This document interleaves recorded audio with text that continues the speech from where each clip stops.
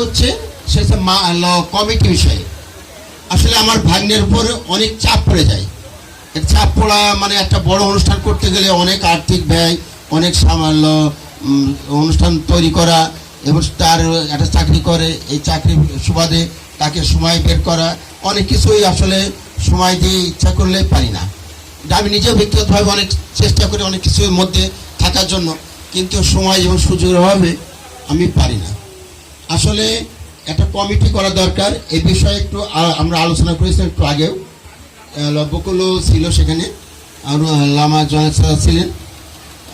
তো কমিটিটা আমরা সন্ধ্যাবেলা বসবো, কমিটি বসে এখানে অবশ্যই একটা সুন্দর কমিটি হবে।